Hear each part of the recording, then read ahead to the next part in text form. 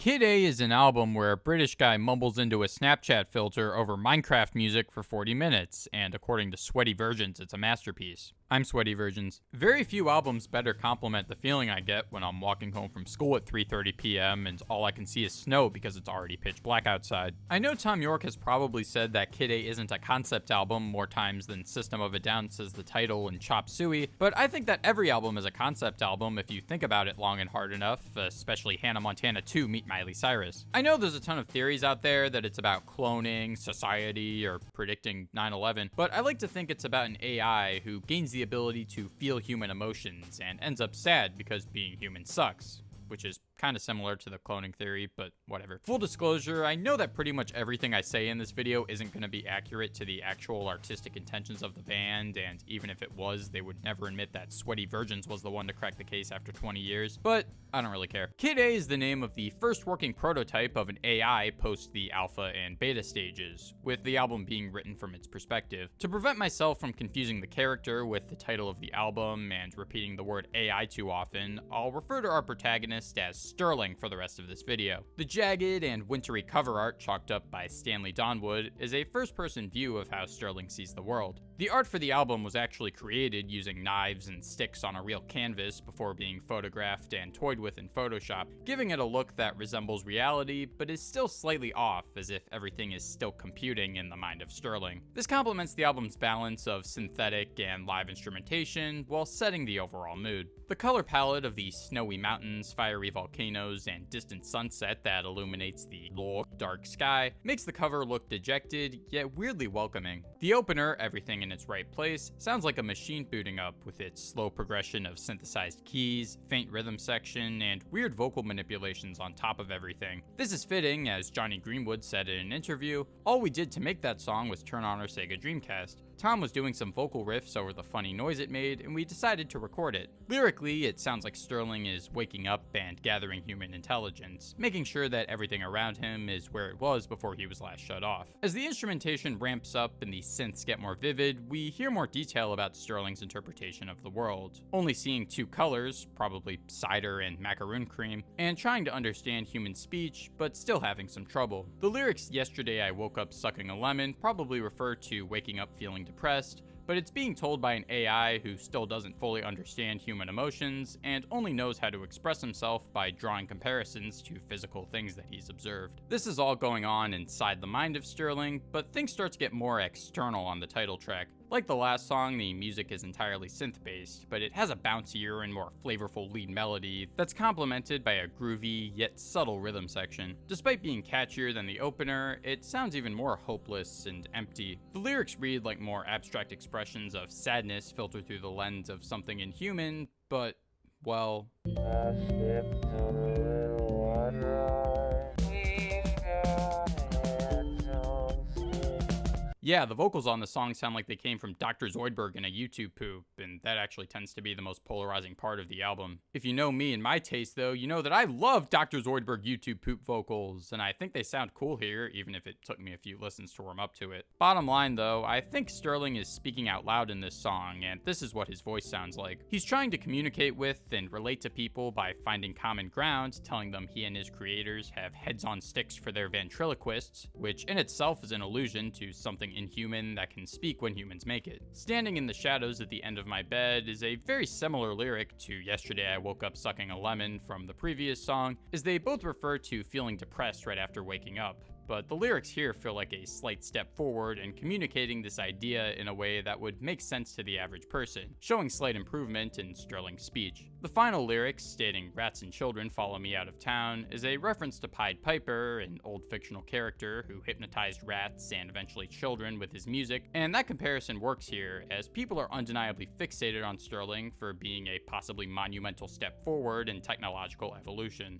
It's actually a perfect segue into the next song, the national anthem, where Sterling begins to feel overwhelmed by being out in the real world and having all of this attention on him. While there's still synthesizers being used to build the song's atmosphere, it's mostly driven by a killer bass line, crashing cymbals, and free jazz wind instruments that'll leave you begging for more even though your ears are already bleeding.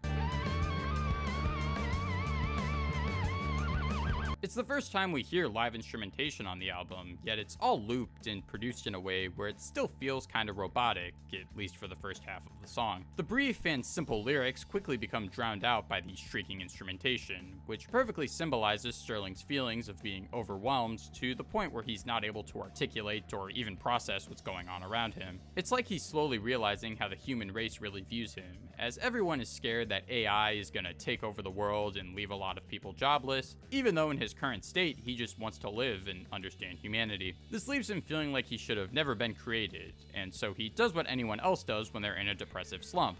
Listens to OK Computer and writes a song inspired by it. How to Disappear Completely is probably the most conventionally Radiohead song on the album, with its depressing writing and almost Britpop inspired guitar parts that sound like something off the bends. However, the track is really brought to life by the exhilarating string parts played by the Orchestra of St. John's and the band's use of an Ons Martina. It's here where Sterling begins to feel truly conscious of his own emotions, as emphasized by the clear vocal refrains and mostly organic instrumentation. His mood is starting to affect how he functions as an AI, which is frustrating to the programmers because his purpose wasn't to bitch and moan all day. They decide to shut him down and try to reprogram him so he doesn't have the ability to unironically enjoy Radiohead, and that's what I believe is going on in the track Tree Fingers, a nearly 4-minute ambient interlude with no vocals whatsoever. While it comes a little out of left field and kinda disrupts the album's flow more than it helps it for me, it's actually a really great ambient track that captures the empty, dejected, and synthetic vibe of the album in a more raw way than any other track. It's peaceful, with this one droning chord progression repeating a handful of times throughout the song to create a sense of familiarity, with a slightly more optimistic, yet harder to comprehend counter melody creeping in and getting slightly louder as the track goes on. It's an audio purgatory in the way it holds on to the same exact atmosphere for its entire runtime, making its progressions feel dreamlike. It's a bit sad sounding, but it's a very beautiful sadness that's easy to take comfort in once you've become accustomed to it, and I certainly feel content. Yeah, the song ends kind of abruptly, and the next song comes in loud as hell, but I think that's fitting to the story, as if I were an AI and I were shut down, I'd probably have no concept of time at all, so when I snap back to reality, it's as if nothing happened. Where Sterling's programmers fucked up originally is they forgot to add the happy juice, and so after pouring in a gallon of that shit, we get the song Optimistic, where Sterling has completely changed from the biggest doomer in the world to frickin' Mr. Rogers. This song's actually a really interesting commentary on the monopolistic nature of the free market, comparing big corporations to animals at the top of the food chain, but how most consumers don't really care because they're gonna buy what they need anyway. It's all wrapped up in this happy veneer that's brought together by a catchy guitar lead, conventional song structure, and a hook that lives up to its title.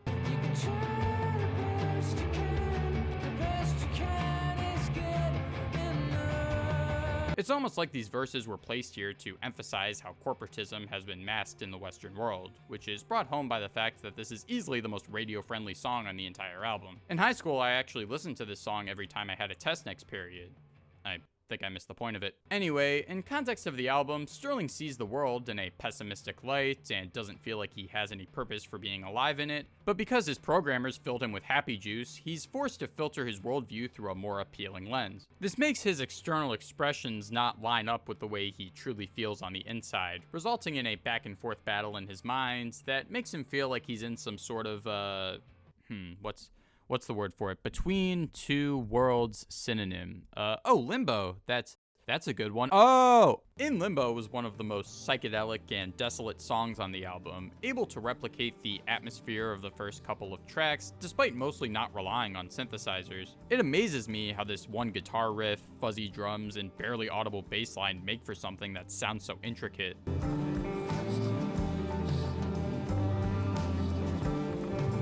Like the national anthem, the instrumentation is arranged in a way where it still sounds robotic, creating something that exists between the plane of a conventional rock lineup and complete hell. It's the sensation you get when you're falling down a bottomless pit, but then after a while you just feel like you're floating because there's no ground in sight, which is something that I think all of us can relate to. The advancement of Sterling sounds like it's back to where it was at the beginning of the album, only speaking in short phrases that vaguely relate to the feelings of the music. Because he's now confused and overthinking things like Lundy Fastnet Irish Sea, he begins to overheat and go haywire on the track Idiotech, which according to Radiohead fans is a pretty okay, I guess. I know it's been said a million times before, but this is probably the coolest way that IDM has ever been reworked into the structure of a conventional pop song, and that's even including Hannah Montana too. There's probably been more analyses of this one track than any other song on the album, and it makes sense because there's a lot to unpack. Its instrumental borrows its sounds from the denser side of 90s electronic music that I refuse to call IDM or intelligent dance music, even though I did 2 sentences ago. Anyway, it takes the aesthetics of IDM and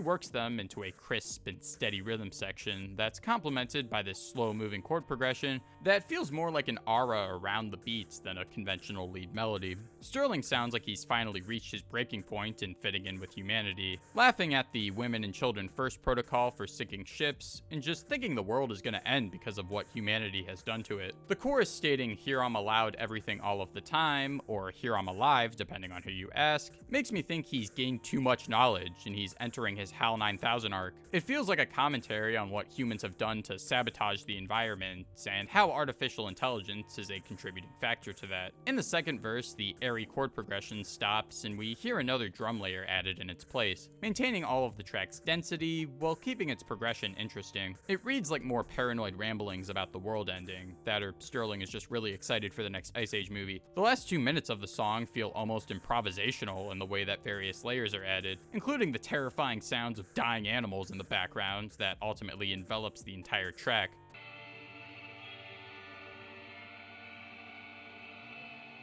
I believe it's here where Sterling's creators have noticed that he's become overwhelmed with knowledge, and so they decide to shut him off again. However, since he's now in his HAL 9000 arc, he can't let them do that, so he secretly stays alive without saying anything out loud. Morning Bell gives context as to why Sterling has been so depressed and not properly functioning, as his creator has been going through a divorce. Lyrics like "You can keep the furniture" and "cut the kids in half" are him observing what his creator has been going through and processing all of that in his own head. The internal thoughts are emphasized by the quiet instrumental, mostly made up of drums, bass, and electric piano, with occasional crescendos driven by an electric guitar every time that Sterling has an emotional epiphany. For the last minute and a half or so, there's an extended instrumental backed by Tom York repeating the word "walking" over and over again. Here it sounds like he's finally realizing the full extent of human sadness after soaking it up for the album's entire runtime, setting up the final song, Motion Picture Soundtrack, which is the saddest moment on the entire album. With no drumming or any rhythm section in sight,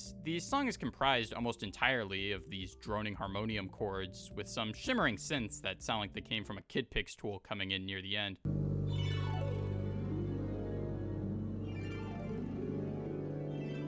Where Morning Bell sounded like the arduous and messy process of getting a divorce settled, Motion Picture Soundtrack sounds like the process of coming to terms with everything after it's been done, with lyrics like "Red wine and sleeping pills help me get back to your arms," and "Stop sending letters, letters always get burned, it's not like the movies." Despite the Kid Pix sound effects, the song pretty much ends just as empty as it started, ending the album off on a really depressing note. Psych! It's not actually the last song on the album, as there's a 53-second untitled ambient track that sounds like Sterling is powering off and then fizzling out of existence. Maybe the creator decided to shut him off for good, or because he has a high enough level of intelligence, he just killed himself here. I think the latter is a more fitting ending for my interpretation of the album, but we'll get there in a second. So to do a quick little anime recap episode, Sterling powers on and gathers intelligence, but isn't able to communicate with humans very well. Everyone around here becomes fixated on him, causing him to want to disappear completely. Scientists use their tree fingers to power him off and reprogram him to not be a little bitch, causing him to sound optimistic, but truly feel like he's in limbo.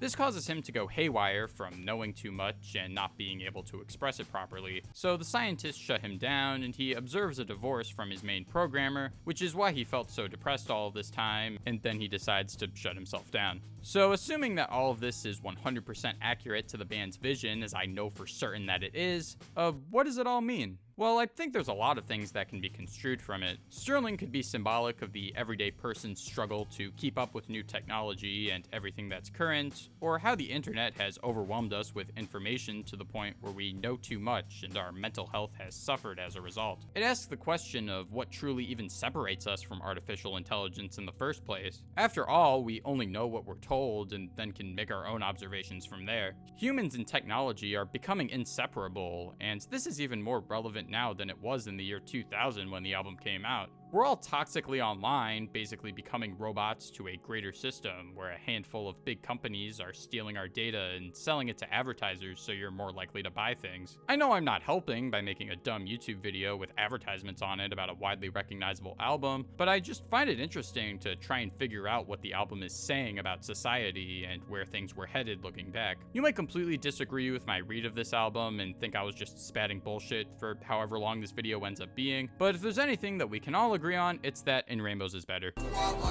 family's silent, why sometimes